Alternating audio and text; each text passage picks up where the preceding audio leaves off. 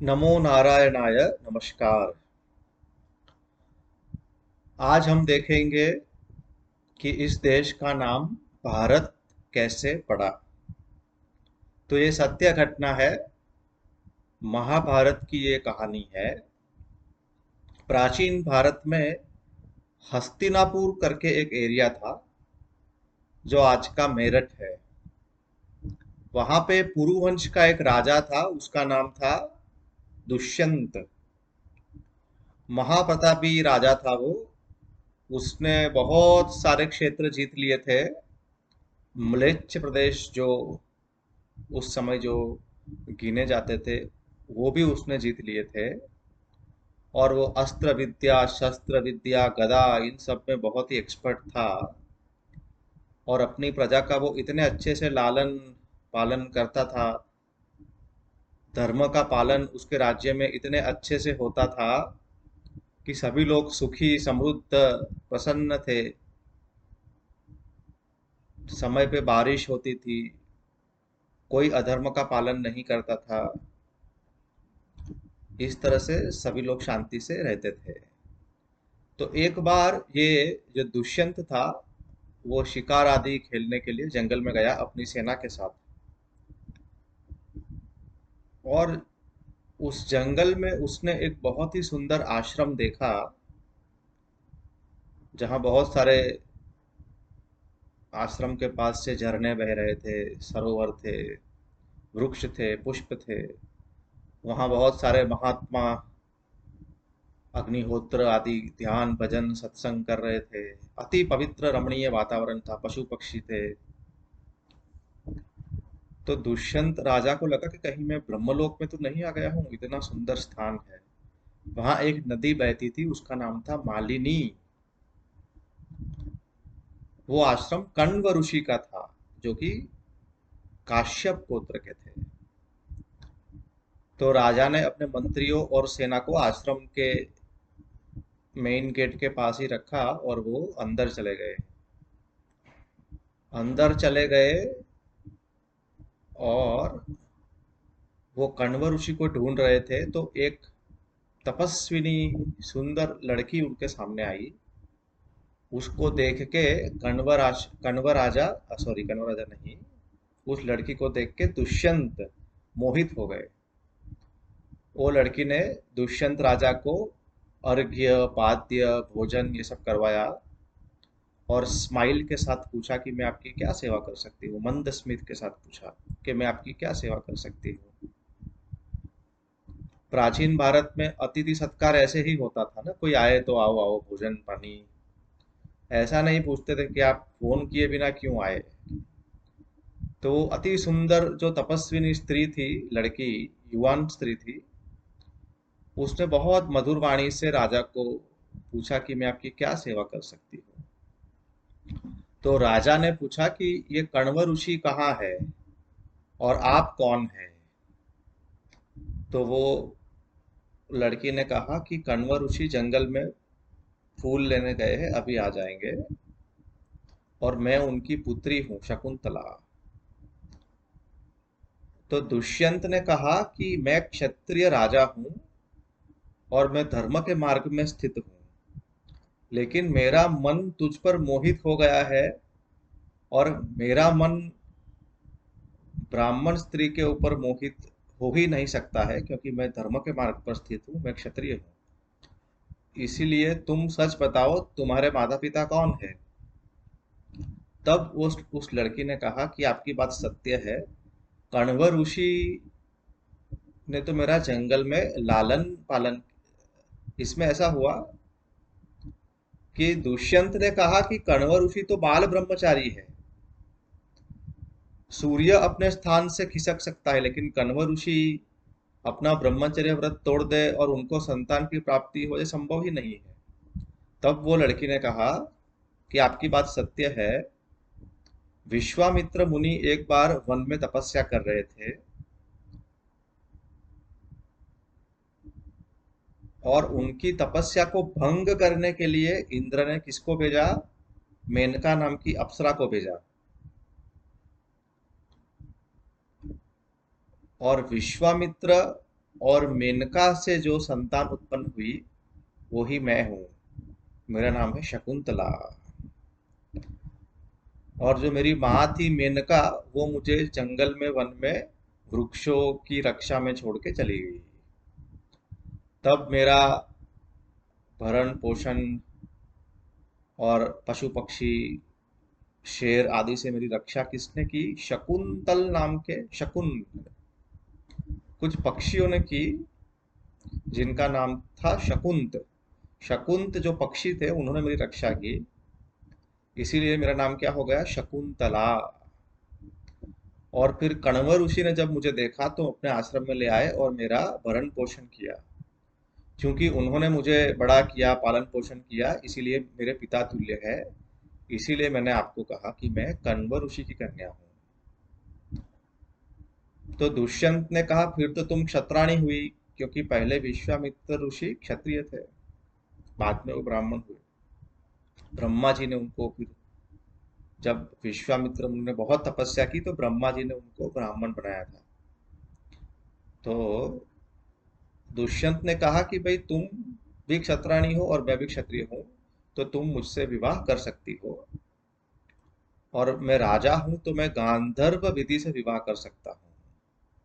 गांधर्व विधि मतलब वर और कन्या एक दूसरे का वर्ण खुद ही कर लेते हैं, माता पिता की अनुमति के बिना, वो गांधर्व विधि है। तो राजा ने कहा कि तुम मुझसे गांधर्व विधि से विवाह कर लो।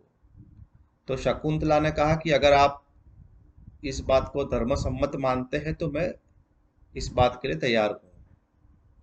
तो राजा ने गांधर्व विधि से शकुंतला के साथ विवाह कर लिया और उसके साथ समागम भी कर लिया। और वो जल्दी जल्दी वहां से चले गए कि मैं बाद में सैन्य लेके आऊंगा और तुमको ले जाऊंगा मेरे महल में। क्योंकि राजा को डर था कि कहीं कण्व ऋषि आ गए तो क्या होगा। तो थोड़ी देर के बाद कण्व ऋषि आश्रम में आए,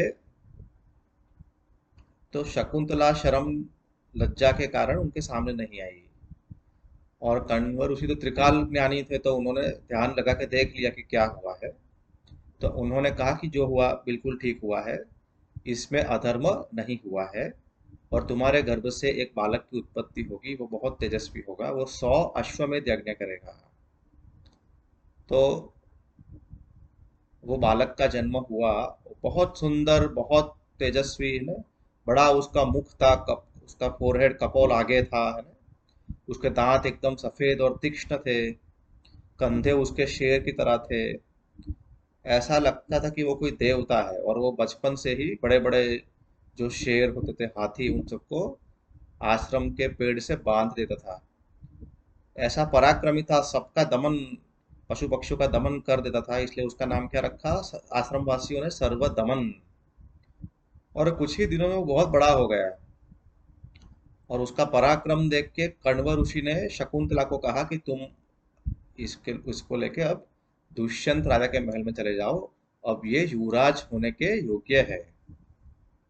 क्योंकि जब विवाह हुआ तब शकुंतला ने दुष्यंत से एक प्रॉमिस लिया था कि जो शकुंतला का बालक होगा वो ही राजा बनेगा, और दुष्यंत के जीते जी ही उसका युवराज के रूप में अभिषेक होगा। तो दुष्यंत ने वो शर्त मान ली थी विवाह के समय। तो कण्व ऋषि ने कहा कि ज्यादा विवाह के बाद लड़की का पिता के घर में रहना ठीक नहीं है, उससे चारित्र्य, धर्म और कीर्ति की हानि होती है, इसलिए तुम अपने पति के घर चली जाओ। तो शकुंतला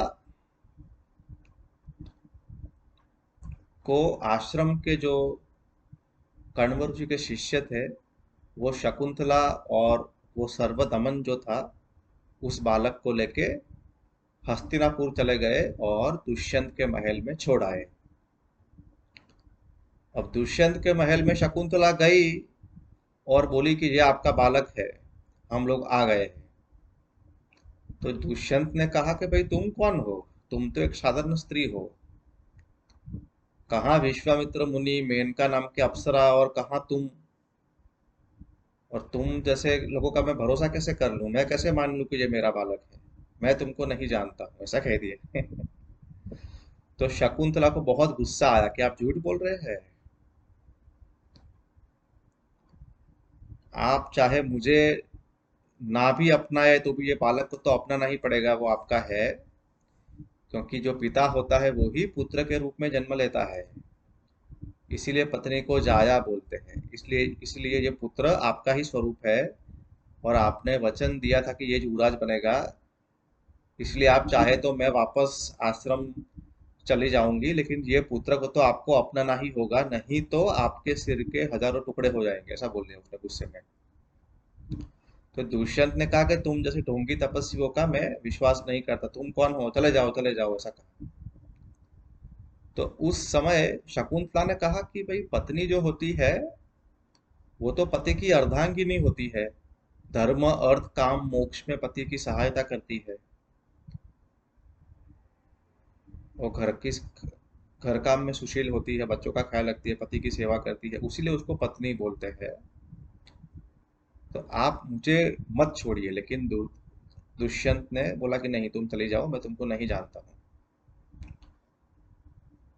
उस समय आकाशवाणी हुई कि दुष्यंत, ये बालक तुम्हारा ही है और ये 100 अश्वमेध यज्ञ करेगा, इसको अपना लो।